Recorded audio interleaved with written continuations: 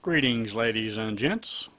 Well, if you're the type of person that likes to get away from it all, you definitely want to make sure you have the proper emergency equipment with you. Obviously, if you're going to go camping and staying overnight or taking the boat out and going way offshore or way back in the marshes, you're going to want to have some provision just in case things don't work out as planned. One thing that definitely should be on your list of must-haves is a really bright battery-operated LED light. One definite possibility for that is this CLAKAP light. So let's take a look and see what's in the box and see how well it might work out on your next camping or boating trip. First out of the box we have the light itself, which of course is wrapped in a protective plastic wrap. Next out of the box we have a USB charging cable. This uses a standard USB 2 connector connected to a micro USB port for actually charging the device. Finally, we have the one-page user manual. Next on the agenda, let's take a look at the little one-page instruction manual that comes with the light. As you can see, this light has quite a few features that come with it. We're going to take a look at every single one of these features in detail in this video. Please note there are 3 lights that are actually incorporated in the device. There's a red light on the side. On the opposite side is a white light, and then of course the main high beam light in the front. There are 2 switches. One controls the side lights and one controls the main beam light itself. Also note that the unit has the ability in the emergency to charge your iPhone with a built-in output USB port. Now it's time to take a look at some of the features of this light by utilizing the light itself. First on the list is the ability for the light to have its own tripod built in. This obviously allows you to set up the light hands-free on any reasonably flat surface and aim the beam of the light. The main handle itself has a click-stop action which allows you to set the directionality of the light once it's in the tripod position. The next thing on the agenda is what's behind the back cover. This is where the charging ports and the charge status indicator LEDs are located. The regular USB port on the left is the output port for charging a cell phone or other USB compatible device. The micro USB port on the right is the light charging connection. Okay, let's take a look at device operation. On the right side facing button turns on the side light opposite the button on the first press. On the second press it turns on the red light on the same side.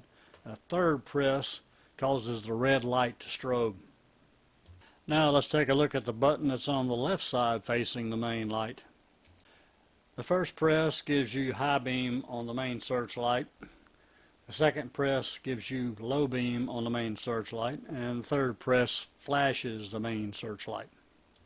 In regard to charge indication, 1 light means the unit is 25% charged, 4 lights lit means the unit is fully charged. Okay, let's explore using that USB port as an output port to charge an iPhone.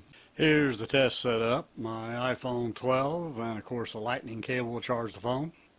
I'm going to go ahead and plug the lightning cable into the back of the light, and sure enough, the charge indicator on the phone turns on. Unplugging the cable again, and the charge indicator turns back off. Well, before I start doing any lighting comparisons, I obviously need something to compare it against. What I have here is a PAR30 bulb rated for 750 lumens. It is a standard bulb using the medium base, and I'm going to put it in this fixture. Obviously, this is a directional light comparison, so all of that PAR30 bulb's light is going to go straight out the front of it. It is a 110 volt unit, as you see here. And here's what that bulb looks like mounted on the fixture. I'm going to fasten it to one of my chairs outside using a C-clamp. Here's that same PAR30 bulb turned on. I'm aiming it out across my backyard. The nearest tree on the far left is right at 30 feet away, so you get a pretty good idea of what kind of light output I get from this light. Note when I walk to the tree and then turn around and come back, this is what the standard illumination from that PAR30 bulb would be.